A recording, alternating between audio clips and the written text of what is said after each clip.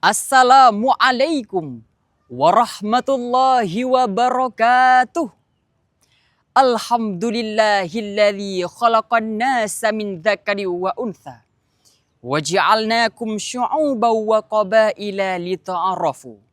Asyhadu an la ilaha illallah wahdahu la syarikalah wa asyhadu anna sayyidana Muhammadan abduhu wa rasuluh. Amma ba'd. Dewan Hakim yang mulia, hadirin yang berbahagia. Dalam buku fenomenal Why Nation Fails, Daron Acemoglu menegaskan satu hal yang sangat keras. Negara gagal bukan karena miskin sumber daya, tapi gagal karena rusaknya eksistensi dan korupsi yang merajalela. Dan hari ini, kalimat tersebut seperti sedang menunjuk tepat ke wajah negeri kita. Menurut data yang dirilis oleh KPK, praktik suap dan korupsi bukan lagi hal langka, tapi sudah menjadi pola. Indeks persepsi korupsi di Indonesia menurut Transparency International berada di angka 34/100 dalam laporan terakhir.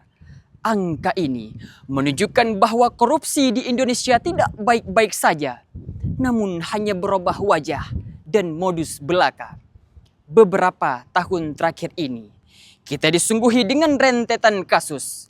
Korupsi bahan bantuan sosial di masa krisis, suap proyek infrastruktur, jual beli jabatan, permainan izin tambang, hingga praktik suap di dunia pendidikan, dari pusat hingga daerah, dari kementerian hingga perguruan tinggi, dari meja rapat hingga meja pelayanan. Sungguh sangat miris hadirin. Namun, disinilah Islam hadir, bukan hanya sebagai agama ibadah. Islam hadir dengan konsep ekonomi Islami untuk menciptakan kesejahteraan hakiki yang diangkat dalam sebuah tausiah Qur'ani dengan judul Hidup Berkah dengan Ekonomi Syariah Tanpa Riswah. Hadirin, Allah Subhanahu wa taala berfirman dalam Al-Qur'an, terdapat dalam surah Al-Baqarah ayat 188. A'udzu billahi minasyaitonir rajim. Bismillahirrahmanirrahim.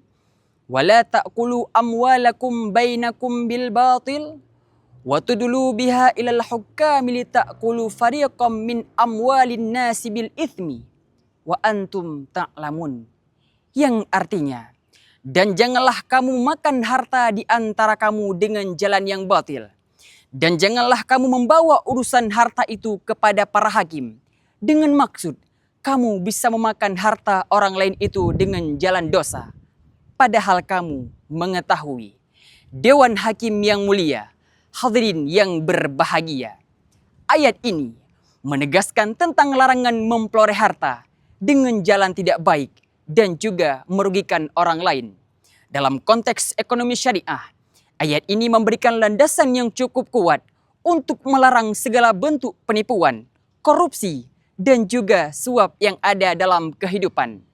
Jikalau kita mematuhi aturan ini, insya Allah prinsip-prinsip ekonomi akan dapat kita lakukan dan kita terapkan dalam kehidupan. Lalu, apakah indikator harus diterapkan untuk implementasi sistem ekonomi syariah yang berkah dan juga bebas riswah? Ada 3 hal yang harus diperhatikan. Yang pertama, konsumsi. Dalam perspektif agama Islam, konsumsi harus sesuai dengan kebutuhan, menghindari pemborosan dan juga tidak riswah. Konsumsi yang berlebihan dan tidak sesuai dengan konsep syariah akan menimbulkan ketidakadilan sosial dan ekonomi. Yang kedua, produksi. Kegiatan produksi harus diarahkan kepada prinsip-prinsip keadilan dan kesejahteraan bersama. Produk yang dihasilkan harus halal, tidak merugikan orang lain, memberikan dampak positif bagi ekonomi masyarakat, dan tentunya tidak riswah. Yang ketiga, investasi. Investasi dalam ekonomi syariah harus diarahkan kepada sektor-sektor halal dan juga produktif. Investasi dalam ekonomi syariah bukan hanya semata-mata untuk mencari keuntungan, tapi bisa memberikan manfaat bagi seluruh masyarakat. Instrumen investasi dalam ekonomi syariah seperti sukuk, mudharabah, dan juga masyarakat memberikan alternatif adil dan transparan, serta mencegah praktik riba yang dilarang dalam agama. Selain itu, investasi juga menekankan prinsip keadilan, kesejahteraan, dan juga kebaikan bersama. Jangan sampai demi kesenangan pribadi dan keluarga melakukan riswah di bawah meja, sekali fulus bicara, masalah selesai sekejap mata tanpa peduli kerusakan dan kerugian negara. Yang penting dolar dan rupiah masuk setiap harinya untuk foya-foya dan keliling dunia. Semoga ini tidak terjadi di negeri kita, Indonesia. Hadirin, kesimpulannya, ada 3 faktor yang harus diperhatikan dalam penerapan sistem ekonomi syariah. Yang pertama, konsumsi, produksi, dan juga investasi. Hanya sekian yang dapat saya sampaikan. Terima kasih atas segala perhatian. Mohon maaf atas segala kekurangan. Hasbunallah. Wassalamualaikum warahmatullahi wabarakatuh.